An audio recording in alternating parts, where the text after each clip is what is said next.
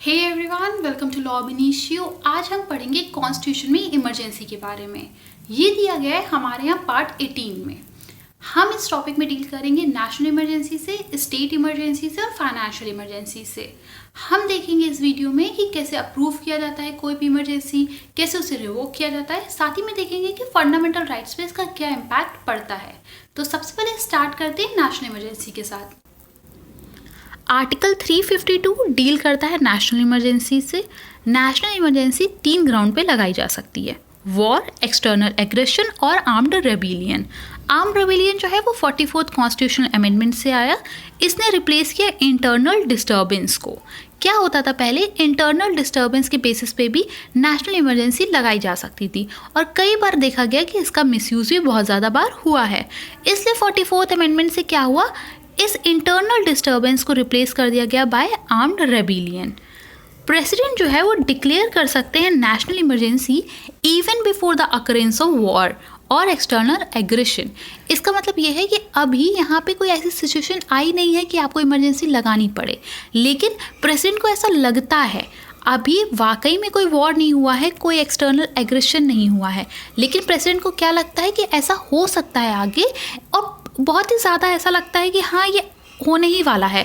इसलिए प्रेसिडेंट क्या कर सकता है, डिक्लेयर कर सकता है national emergency even before the occurrence of war और एक्सटर्नल एग्रेशन।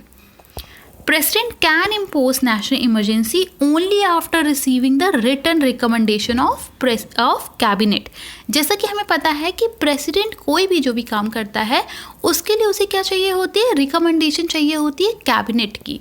तो यहाँ पे भी वही बात की गई है कि प्रेसिडेंट इम्पोज कर सकते हैं नेशनल इमरजेंसी, लेकिन वो कब ऐसा कर सकते हैं, जब उन्हें रिटन रिकमेंडेशन मिल गई हो bye cabinet. Can be imposed to entire country or only a part of it। 42nd amendment में ये बात कही गई कि आप अगर नेशनल इमरजेंसी आप डिक्लेयर कर रहे हैं तो वो क्या कर सकते हैं, आप पूरी कंट्री में भी कर सकते हैं या सिर्फ किसी एक पर्टिकुलर पार्ट के लिए भी कर सकते हैं। ठीक है, अब देख लेते हैं इसके अप्रूवल के बारे में। Must be approved by both the houses of parliament within 1 month. आपको ये याद रखना है कि ये है विद इन 1 मंथ, मतलब पार्लियामेंट को इस चीज़ को अप्रूव कर देना चाहिए within 1 month from the date of its issue. जब प्रेसिडेंट ने इसे इशू किया तो पार्लियामेंट को इसे विद इन 1 मंथ क्या कर देना चाहिए, अप्रूव कर देना चाहिए। अब मान लीजिए अगर पार्लियामेंट सेशन में नहीं है, ठीक है, या आप कह सकते हैं when Lok Sabha has been dissolved then proclamation survives until 30 days from the first sitting of Lok Sabha after its reconstitution. क्या कहा गया, अगर लोकसभा नहीं है, लोकसभा डिसॉल्व हो गई है, तो ये जो आपने इमरजेंसी लगाई हुई है ये कब तक सर्वाइव और कर देगा, 30 दिन तक और सर्वाइव कर सकता है फर्स्ट सिटिंग ऑफ लोकसभा के बाद। मतलब जैसे ही फिर से नई लोकसभा आई उसी के 30 दिन के भीतर आपको क्या करना पड़ेगा, इसे अप्रूव करना पड़ेगा। ठीक है, provided the Rajya Sabha has in the mean time approved it. और राज्यसभा ने अगर इसे अप्रूव कर दिया है, लोकसभा है नहीं, लोकसभा डिसॉल्व हो गई है, तो जैसे ही नई लोकसभा बनेगी उसके 30 दिन के अंदर ही इसको अप्रूव करना पड़ेगा। ठीक है, every resolution of parliament for approving it's continuance must be pass by special majority. अगर पार्लियामेंट ऐसा कहती है कि हमें कंटिन्यू रखना है, हमें जो इमरजेंसी है उसे कंटिन्यू रखनी है, तो इस चीज़ को पास होना चाहिए बाय स्पेशल मेजॉरिटी।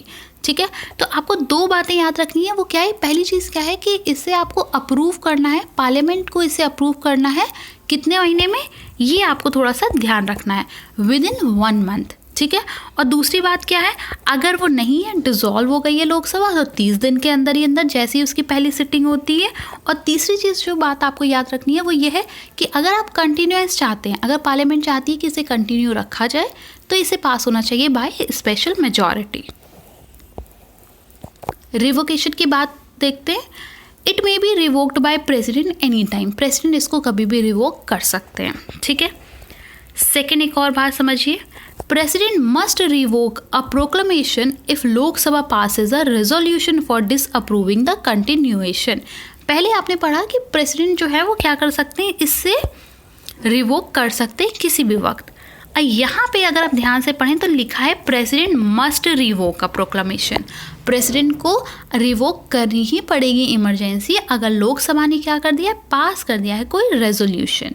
ठीक, एक और चीज़ है इसमें 44th अमेंडमेंट में बताया गया कि अगर हाउस ने क्या किया है, इसके लिए एक रेजोल्यूशन पास किया है। ठीक है, और ये कैसे पास किया है, विद इन 14 डेज आपको इस पर्पस पे जो भी आपने रेजोल्यूशन पास किया है उस पर डिस्कशन करना पड़ेगा कि आप इस चीज़ को कंटिन्यू रखना चाहते हैं, आप इमरजेंसी को कंटिन्यू रखना चाहते हैं या नहीं रखना चाहते हैं। ठीक है, तो ये चीज़ थी 44th अमेंडमेंट से। Simple majority is needed for disapproval. ये देखिए एक बात है जो आपको ध्यान रखनी है, कंटिन्यूएंस के लिए अगर आप चाहते हैं कि इमरजेंसी कंटिन्यू रहे तो पार्लियामेंट कैसे पास करना चाहिए ये रिजोल्यूशन, बाय स्पेशल मेजॉरिटी। और अगर ये चीज़ है कि उसको डिसअप्रूव करना है तो यहाँ पे सिंपल मेजॉरिटी से भी डिसअप्रूव किया जा सकता है। ठीक है, needs to be passed by Lok Sabha only.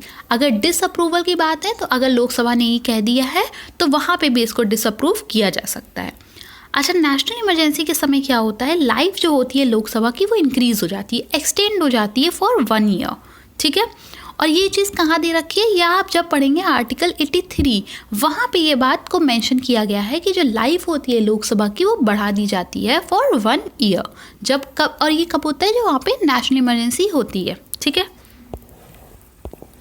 Affect देख लेते हैं क्या होता है नेशनल इमरजेंसी का। Centre gets concurrent power of administration and legislation in the state. Concurrent power का मतलब क्या हुआ, इसका ये मतलब है कि स्टेट एग्जीक्यूटिव रहती है, लेजिस्लेचर भी रहता है, वो फंक्शन कर रहे होते हैं। ठीक है, ये नहीं है कि ये दोनों डिसॉल्व हो जाते हैं, ऐसा एकदम भी नहीं है, ये दोनों कंटिन्यू रहते हैं। साथ ही में क्या होता है, सेंटर को कॉन्करेंट पावर मिल जाती है, साथ ही साथ में सेंटर को भी पावर मिल जाती है कि वो एडमिनिस्ट्रेशन एंड लेजिस्लेशन जो है स्टेट का उसमें इंटरफेयर कर सकता है। ठीक है, ये बात आई आपको समझ में। तो कभी भी कोई क्वेश्चन आए कि state executive state legislature dissolve हो जाते हैं, तो ऐसा नहीं है, वो रहते हैं, वो फंक्शन कर रहे होते हैं, लेकिन साथ ही में सेंटर को भी कॉन्करेंट पावर मिल जाती है। It affects fundamental rights of citizens.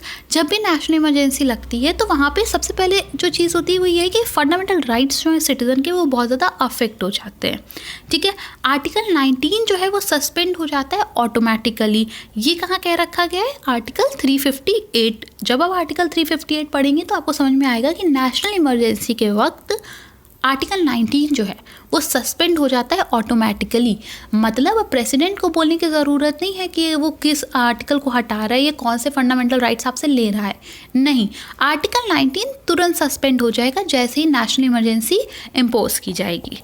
ठीक है, एंड अदर फंडामेंटल राइट्स 19 के सिवा बाकी जितने भी फंडामेंटल राइट्स हैं वो सस्पेंड कब होंगे, जब प्रेसिडेंट बोल देंगे कि इन आर्टिकल्स को, जो भी आपके फंडामेंटल राइट्स हैं उनको अब क्या किया जा रहा है, सस्पेंड किया जा रहा है। ठीक है, ये बात आई आपको समझ में कि आर्टिकल 358 जो है वो बात करता है आर्टिकल 19 की, जो कहता है जैसे ही नेशनल इमरजेंसी लगी तुरंत क्या होगा, आर्टिकल 19 तुरंत ही आपका क्या हो जाएगा, यहाँ पे आपसे ले लिया जाएगा, सस्पेंड हो जाएगा ऑटोमेटिकली।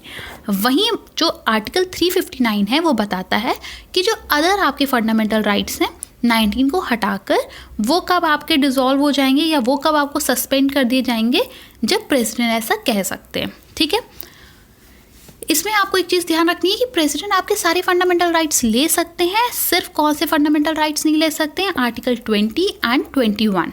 ठीक है, इन दोनों को प्रेसिडेंट नहीं ले सकते हैं। ठीक है, अच्छा, ये सब बातें कही गई हैं आर्टिकल 359 में, तो इसके लिए आपको आर्टिकल 358 और 359 पढ़ना पड़ेगा। तो ये सारी तो बातें थी नेशनल इमरजेंसी के बारे में। अब बात कर लेते हैं प्रेसिडेंट रूल के बारे में। प्रेसिडेंट रूल दिया गया है अंडर आर्टिकल 356। ठीक है, अच्छा, ये कब लगता है, जब प्रेसिडेंट सेटिस्फाई हो जाते हैं कि एक ऐसी सिचुएशन आ गई है in which the government of the state can not be carried on in accordance with the provision of constitution.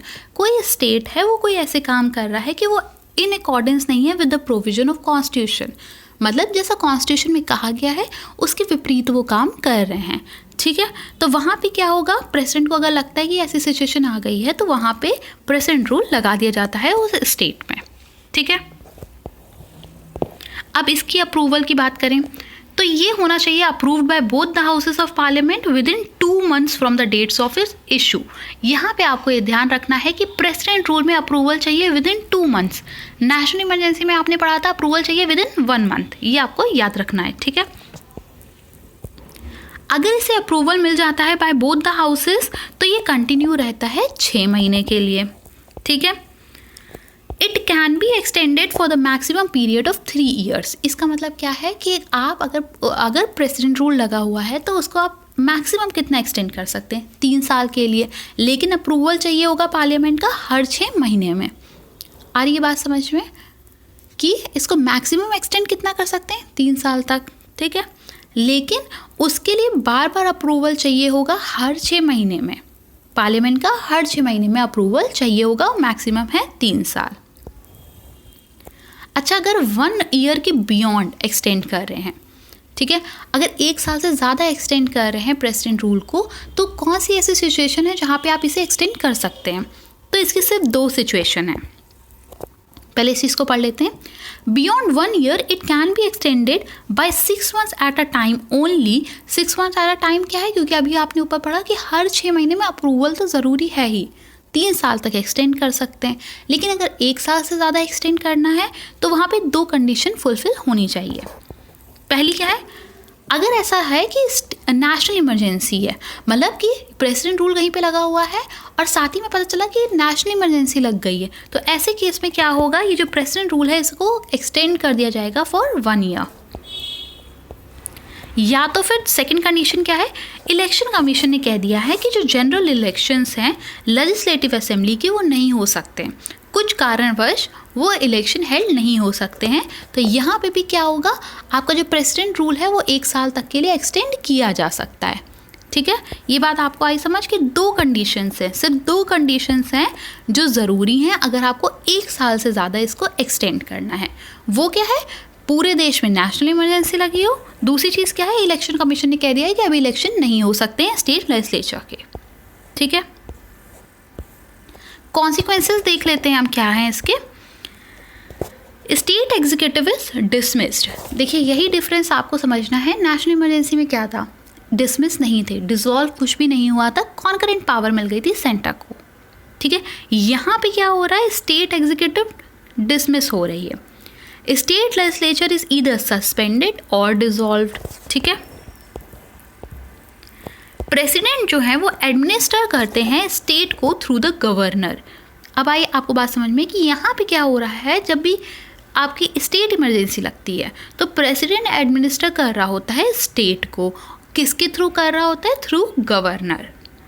Parliament makes law for the state. अब स्टेट जो है वो अपने सब्जेक्ट मैटर पे खुद लॉ बनाता है कि नहीं, है ना। 7 शेड्यूल में हमारे यहाँ जो लिस्ट दे रखी है वहाँ पे साफ साफ बताया गया कहाँ पे स्टेट लॉ बनाएगा, कहाँ पे सेंट्रल लॉ बनाएगा। लेकिन जब स्टेट इमरजेंसी लगी होती है तो पार्लियामेंट लॉ बनाता है for the state. In short, executive and legislative power of state are assumed by centre. State की एग्जीक्यूटिव, स्टेट की लेजिस्लेटिव पावर किसके पास आ जाती है, सेंटर के पास आ जाती है। ये डिफरेंस आपको नेशनल इमरजेंसी और स्टेट इमरजेंसी में डिफरेंस समझना पड़ेगा, ठीक है। अब इसका अप्रूवल एंड इफेक्ट देख लेते हैं क्या है। Every resolution for approving its proclamation और continuance can be passed only by simple majority. उसको कंटिन्यू रखने के लिए क्या चाहिए था, स्पेशल मेजॉरिटी चाहिए था, किसको, नेशनल इमरजेंसी को। लेकिन स्टेट इमरजेंसी के अप्रूवल, स्टेट इमरजेंसी को अगर हम अप्रूवल कर रहे हैं उसके कंटिन्यूएंस के लिए तो वो सिंपल मेजॉरिटी से पास हो सकता है। Under this, the relationship of only the state under emergency with the center undergoes a modification. जिस स्टेट में स्टेट इमरजेंसी लगी है सिर्फ उसमें चेंजेस आते हैं, उसके और सेंटर के रिलेशन में चेंजेस आते हैं, ना कि बाकी अदर स्टेट्स में, ठीक है। बाकी अदर स्टेट जैसे फंक्शन कर रहे होते हैं नॉर्मली वैसे ही फंक्शन कर रहे होते हैं, सिर्फ यहाँ पे अफेक्ट किस पे पड़ता है, उस पर्टिकुलर स्टेट में जहाँ पे इमरजेंसी लगी हुई है और सेंटर के रिलेशन में। There is no effect on fundamental rights of citizen. जब भी स्टेट इमरजेंसी लगी होती है तो फंडामेंटल राइट्स पे किसी भी प्रकार का कोई भी इफेक्ट नहीं पड़ रहा होता है। नेशनल इमरजेंसी में आपने पढ़ा हुआ है कि किस तरह से इफेक्ट पड़ता है आर्टिकल 19 में, किस तरह से इफेक्ट पड़ता है बाकी के फंडामेंटल राइट्स में, और कौन से ऐसे 2 आर्टिकल्स हैं जो कि हैं 20 और 21 जिनमें कोई भी इफेक्ट नहीं पड़ता है, स्टेट इमरजेंसी को can be revoked by president only on his own. ये अपनी मर्जी से जब चाहें तो इससे क्या कर सकते हैं, रिवोक कर सकते हैं। ठीक है, तो ये कुछ बातें थी जो कि इम्पॉर्टेंट थी स्टेट इमरजेंसी को लेकर। आपको ये कुछ पॉइंट्स हैं जो बड़े इजीली यहाँ पे डिफाइन कर दिए गए हैं, वो आपको याद रखने हैं, क्योंकि यही वो पॉइंट्स हैं जो एग्जाम्स में आते हैं बार बार। अब अगर बात कर लेते हैं हम लोग की फाइनेंशियल इमरजेंसी क्या होती है, तो ये दे रखी है आर्टिकल 360 में। ये एम्पावर करती है प्रेसिडेंट को कि वो प्रोक्लेम कर दें फाइनेंशियल इमरजेंसी, और कब करते हैं, जब वो सेटिस्फाई होते हैं कि एक ऐसी सिचुएशन आ गई है जहाँ पे फाइनेंशियल स्टेबिलिटी जो है कंट्री की या क्रेडेंशियल्स जो है इंडिया के और any part of territory is threatened. मतलब फाइनेंशियल स्टेबिलिटी जो है वो थोड़ी थ्रेटेंड हो गई है, क्रेडेंशियल्स ऑफ इंडिया जो है वो थ्रेटेंड है, तो वहाँ पे क्या होता है, फाइनेंशियल इमरजेंसी लगा दी जाती है। मतलब एज सिचुएशन ऐसी आ जाती है, बड़ी इनस्टेबिलिटी हो जाती है जब कंट्री में फाइनेंस को लेकर, तो वहाँ पे फाइनेंशियल इमरजेंसी लगाई जाती है। अच्छा, इसका अप्रूवल देख लेते हैं। It must be approved by both the houses of parliament within 2 months। आपको याद रखना है, नेशनल इमरजेंसी क्या थी, approved within 1 month, state emergency approved within 2 months, और यहाँ पे क्या आ गया, फाइनेंशियल इमरजेंसी, इसको भी क्या करना है, approved within 2 months from the date of its issue. अच्छा, ये एक बार अप्रूव कर दी जाती है अगर फाइनेंशियल इमरजेंसी, तो ये कंटिन्यू रहती है इनडेफिनेटली। ठीक है, जब तक इसको रिवोक ना कर लिया जाए। इसका मतलब क्या हुआ, यहाँ पे जो 6 months में आपको बार बार अप्रूव करना पड़ता था, वैसी कोई भी ज़रूरत नहीं है। ये एक बार लग गई तो ये कंटिन्यू रहती है, कब तक, जब तक इसको रिवोक ना कर लिया जाए। ठीक है, no maximum period prescribed for its operation. यही बात है, जैसे आपने स्टेट इमरजेंसी पढ़ा था 3 साल है। ठीक है, नेशनल इमरजेंसी अगर आप पढ़ें तो वहाँ पर अप्रूवल चाहिए होता है बार बार, तो यहाँ पे क्या है, कोई अप्रूवल की ज़रूरत नहीं है, एक बार लग गया तो इनडेफिनेट टाइम के लिए लग गया है, जब तक इसको रिवोक ना किया जाए। तो मतलब यहाँ पे क्या चीज़ हुई, यहाँ पे कोई भी मैक्सिमम पीरियड प्रिस्क्राइब नहीं किया गया है। वही बात देखिए यहाँ पे दी गई है, repeated parliamentary approval is not required for its continuation. Affect देख लेते हैं क्या है इसका। Centre can give any direction regarding financial propriety.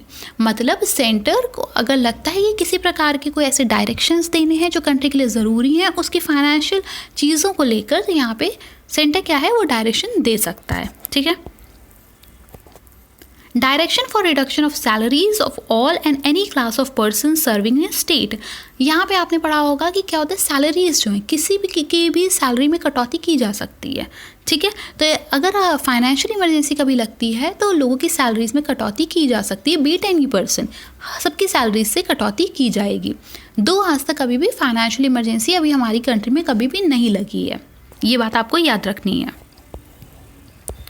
अब जब फाइनेंशियल इमरजेंसी लग गई है तो आप बताइए मनी बिल और फाइनेंशियल बिल्स का क्या होगा।